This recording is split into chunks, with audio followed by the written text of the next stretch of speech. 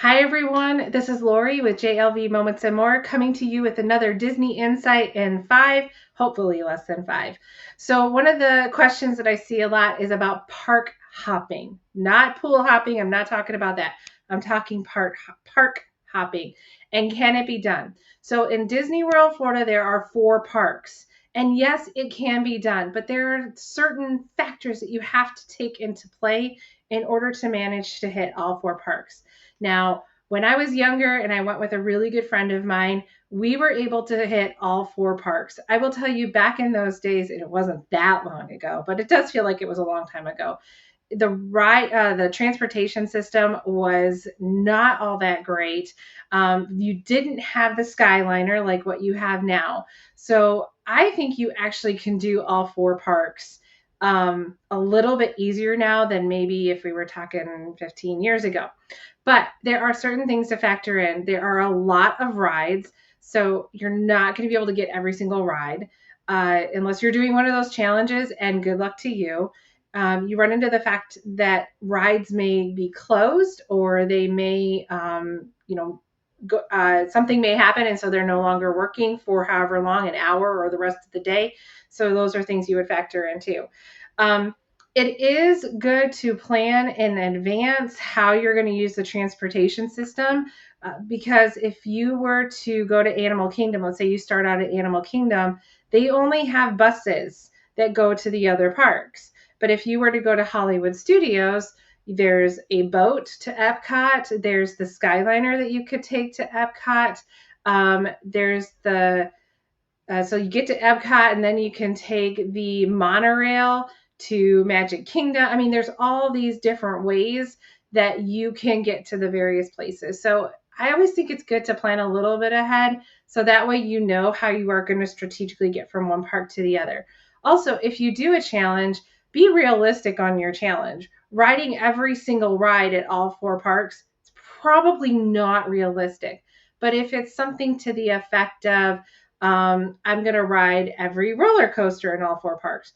Okay, well, that kind of works, although Epcot really doesn't have a roller coaster, so that would be downhill from there. But if you decide to do little challenges here and there that gives you that 2 to 3 hours in each park, then you would be able to hit all 4 parks, I would think, very easily. Also, look at the time that the parks are open. I go back to Animal Kingdom. Animal Kingdom is an early park, and it does close early, whereas Magic Kingdom is typically your park that's going to be open until 10 or 11 o'clock at night. So be very strategic on that. So again, park hopping. Oh, and the last thing, the most important thing when it comes to park hopping, make sure you have the tickets to do that because you can very easily get just one park tickets that don't have the park hopping. And so that's of course something you don't want to run into where you are all prepared to park hop. You get to that second park and realize that you don't have the proper tickets. Now, there are ticket booths available at all of the parks, so you can very easily go to the ticket booths and get it remedied there. But again, plan ahead. Make sure you have those park hopper tickets. If you're an annual pass holder, most likely you will have the ability to park hop anyway, and so then you can move forward in doing that. The other thing too, you guys, it is getting into the summer. So as you're park hopping, make sure you stay hydrated. You're doing a ton of walking, even when you're riding the monorail and the Skyliner. It's still a lot of walking around. So make sure that you've got all the extra water and water with you so that you're staying hydrated. Also, it's a good idea to know where you plan to eat as you prepare your park hopping trip. Know where you're going to grab breakfast, lunch, dinner, snacks, and those kinds of things, or of course, carry your snacks with you.